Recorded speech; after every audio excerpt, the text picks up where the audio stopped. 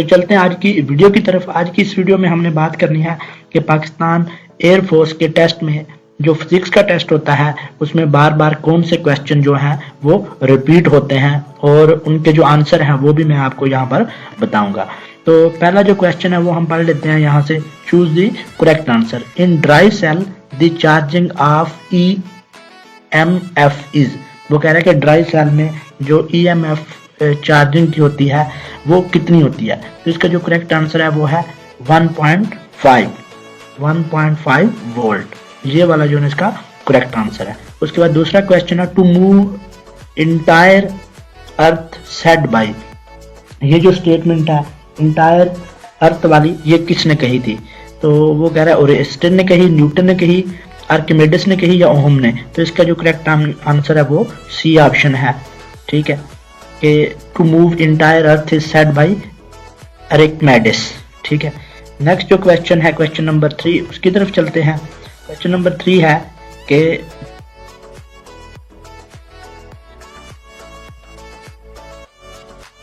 The moving wheel of a car is an example of. वो कह रहा है कि कार का जो पहिया है वो किसकी एग्जाम्पल होता है। The moving wheel of a car is an example of dash motion, vibrational motion, non translational motion या वेव। ठीक है। वो कह रहा है इनमें से कौन सी एग्जाम्पल है moving wheel of a vehicle. तो इसमें से जो करेक्ट आंसर है वो है नॉन। यहाँ पर वो ऑप्शन नहीं दिया गया कि वो कौन सी मोशन होती है।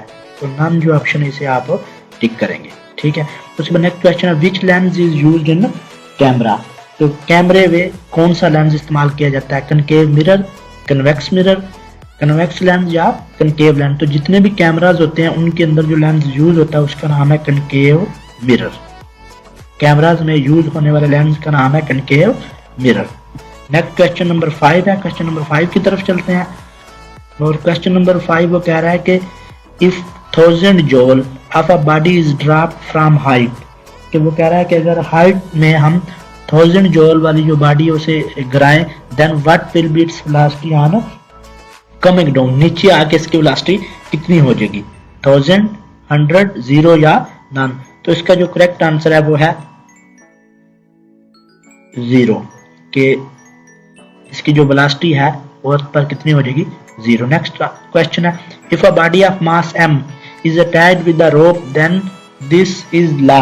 वो कह रहा है कि ये कौन सा लॉ जो है ना इस पर अप्लाई होता है फिर। तो इसलिए हम कहते हैं ये लॉ न्यूटन्स लॉ। इसका जो करेक्ट आंसर है वो है न्यूटन। क्वेश्चन नंबर 6 का जो करेक्ट आंसर है वो है न्यूटन। उसके बाद नेक्स्ट क्वेश्चन की तरफ हम चलते हैं। Next question is question number 7 to lift the heavy cars dash is used. वो कह रहा है कि जो बड़ी गाड़ियां होती हैं उन्हें उठाने के लिए क्या इस्तेमाल किया जाता है। To lift the heavy cars dash is used. तो जो बड़ी गाड़ियां होती हैं उन्हें उठाने के लिए आपको भी पता है कि जो जैक है स्क्रू जैक ये इस्तेमाल किया जाता है। इन्हें लीवर भी इस्तेमाल नहीं किया जाता, इंक्लाइंड प्लेन भी नहीं इस्तेमाल किया जाता, बल्कि उसके लिए क्या इस्तेमाल किया जाता है जैक इस्तेमाल किया जाता है जिसे स्क्रू जैक कहते हैं। Boyle's law is. तो बॉयल्स लॉ की जो स्टेटमेंट है वो क्या है। अब हमें पता है कि बॉयल्स लॉ बराबर होता है कि बॉयल्स लॉ की जो स्टेटमेंट है वो ये है कि प्रेशर और वॉल्यूम एक दूसरे के इनवर्सली प्रोपोर्शनल होते हैं। तो इसका मतलब है कि प्रेशर और वॉल्यूम का प्रोडक्ट हमेशा कांस्टेंट रहता है। तो बॉयल्स लॉ बराबर है PV। बॉयल्स लॉ किसके बराबर है PV is equal to K। मतलब ये कांस्टेंट होता है तो PV का जो ऑप्शन है वही हम टिक करेंगे। ये 8वां क्वेश्चन था। अब हम चलते हैं क्वेश्चन नंबर 9 की तरफ। क्वेश्चन नंबर 9 है हाइड्रोजन हैज डैश आइसोटोप। जो हाइड्रोजन है उसके कितने आइसोटोप्स हैं। तो ये भी एक कॉमन सा क्वेश्चन है कि हाइड्रोजन के एक आइसोटोप है, 2 है, 3 है या 4 है। तो हमें पता है कि हाइड्रोजन के 3 आइसोटोप्स हैं। एक वो आइसोटोप है जिसमें उसका मास नंबर 1 है, मास नंबर 2, मास नंबर 3 जिसे हम कहते हैं प्रोटियम, ड्यूटियम और tritium. In air the velocity of sound is. वो कह रहा है कि हवा में क्वेश्चन नंबर 10 है कि हवा के अंदर आवाज की वेलोसिटी कितनी होती है। तो यहाँ पर करेक्ट आंसर जो नहीं दिया गया तो हम इसको टिक करेंगे नन पे। ठीक है। ये वो क्वेश्चन है जो बार बार फिजिक्स के टेस्ट में रिपीट होते हैं पाकिस्तान एयरफोर्स के। उसके बाद है क्वेश्चन नंबर 11। क्वेश्चन नंबर 11 में कह रहा है if 100 kg weight is thrown, if 100 kg weight is thrown in upward direction, then on coming down its weight will be। तो 100 kg का जब ऊपर फेंकेंगे, जब वो नीचे आएगा तो उसका वेट कितना होगा? डिक्रीज हो जाएगा, वो कह रहा है 4 kg हो जाएगा, सेम रहेगा या इंक्रीज हो जाएगा? तो हमें पता है कि वेट में कोई तब्दीली नहीं आएगी, तो इसका जो करेक्ट आंसर है वो है option number C, same. The magnetic lengths are greater on dash side। The magnetic lines, वो कह रहा है मैग्नेटिक फील्ड की लाइंस होती हैं वो ज्यादा मजबूत किस तरफ होती हैं?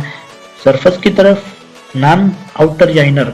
तो आउटर तरफ, बाहर की तरफ जो है उनकी स्ट्रेंथ बहुत ज्यादा होती है, तो सी ऑप्शन जो है ना वो आप टिक करेंगे।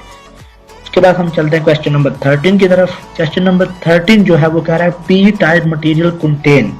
जो पी टाइप मटेरियल्स होते हैं उनमें क्या होता है? इलेक्ट्रॉन होते हैं, प्रोटॉन होते हैं, होल्स होते हैं या नन? तो इसका जो ऑप्शन है वो है जो पी टाइप जितने भी मटेरियल्स हैं उनमें होल्स होते हैं। ठीक है। Question number 14 the Charles law is. जैसे बॉयल्स लॉ हमने पढ़ा था, बॉयल्स लॉ किसके बराबर है? पीवी। और जो चार्ल्स लॉ है वो बराबर होता है वी ओवर टी, वी बटा टी। तो ये दोनों लॉ के जो इक्वेशंस हैं वो आपने याद करनी है, क्योंकि ये अक्सर जो है ना क्वेश्चन में रिपीट होती हैं। उसके बाद question number 15 the strong magnetic less attract. वो कह रहा है जो स्ट्रांग मैग्नेटिक है कोई भी चीज है वो कम किसे अट्रैक्ट करती है? डायामैग्नेटिक, पैरामैग्नेटिक, फेरोमैग्नेटिक या इलेक्ट्रोमैग्नेटिक? तो इसका जो करेक्ट आंसर है वो है option number C, ferromagnetic, ferromagnetic. उसके बाद question number 16 the ratio of force and weight is called. Force और वजन की एफ ओवर डब्ल्यू की जो रेशियो है उसे क्या कहते हैं? मैकेनिकल एडवांटेज, एफिशिएंसी, मोमेंटम या इंक्लाइंड प्लेन? तो उसे कहते हैं मैकेनिकल एडवांटेज, मैकेनिकल एडवांटेज। उसके बाद हम चलते हैं क्वेश्चन नंबर 17 की तरफ। क्वेश्चन नंबर 17 है वो कह रहा है if a distance of one body from another body will be twice the force of gravitation. वो कह रहा है कि दो बॉडीज पड़ी हुई हैं, उनमें जो डिस्टेंस है उन जो वो फोर्स ऑफ ग्रेविटेशन के डबल है। तो उसमें जो फोर्स ऑफ ग्रेविटेशन मतलब दो बॉडीज में जो डिस्टेंस है वो डबल है। ठीक है, तो उनमें फोर्स ऑफ ग्रेविटेशन क्या होगी? तो इसका जो करेक्ट आंसर है वो है 1/4, फोर्थ 1/2 या डबल। तो करेक्ट आंसर जो है वो option number 1/4। A pencil is an example of. Question number 18 है कि पेंसिल जो ना किसकी एग्जांपल है? स्टेबल इक्विलिब्रियम की, न्यूट्रल की, नॉन की, अनस्टेबल की? पेंसिल जो है वो एग्जांपल है अनस्टेबल इक्विलिब्रियम की, अनस्टेबल इक्विलिब्रियम की। उसके बाद है क्वेश्चन नंबर 19। तो क्वेश्चन नंबर 19 जो है उसमें वो पूछ रहा है doctor Abdul Salam got Nobel prize in. कि जो डॉक्टर अब्दुल सलाम है उन्हें नोबेल प्राइज कब मिला? 1980 में, 1962 में, 1992 में या 1979 में? तो डॉक्टर अब्दुल सलाम को नोबेल प्राइज मिला था 1979 में। 1 किलोग्राम कंटेन। क्वेश्चन नंबर 20 देखें 1 किलोग्राम कंटेन डैश ग्राम। 1 किलोग्राम में कितने ग्राम होते हैं? तो 10,000, 1000, 100 या 10?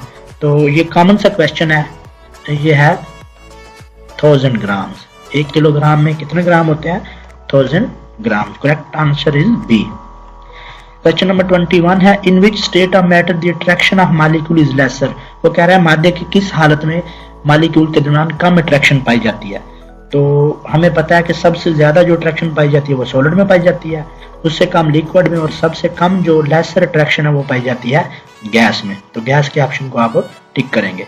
उसके बाद क्वेश्चन नंबर 22 है इन refrigerator dash gas is use. कि फ्रिज में कौन सी गैस यूज होती है? कार्बन, हाइड्रोजन, फेरॉन या ऑक्सीजन?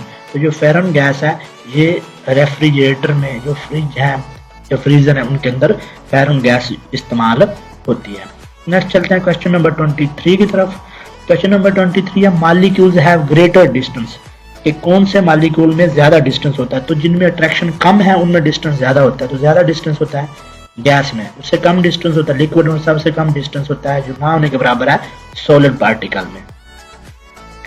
नेक्स्ट चलते हैं क्वेश्चन नंबर 24 की तरफ।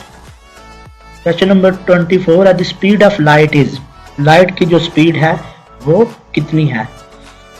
3 मल्टीप्लाई बाय 10 की पावर 8, 3 मल्टीप्लाई बाय 10 की पावर 5, 3 मल्टीप्लाई बाय 10 की पावर -8 और 3 मल्टीप्लाई बाय 10 की पावर -5। इसका जो करेक्ट आंसर है वो है 3 मल्टीप्लाई बाय 10 की पावर 8। ये है लाइट की स्पीड। इसके बाद हम चलते हैं क्वेश्चन नंबर 25 जो हमारा लास्ट क्वेश्चन है।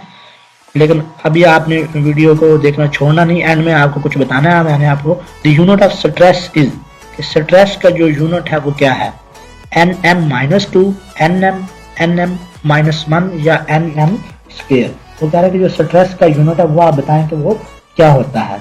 तो स्ट्रेस का जो यूनिट है वो होता है nm-2, nm-2। ये इसका करेक्ट आंसर है। ठीक है, तो ये वो क्वेश्चन थे जो पाकिस्तान एयरफोर्स के फिजिक्स के टेस्ट में बार बार रिपीट होते हैं।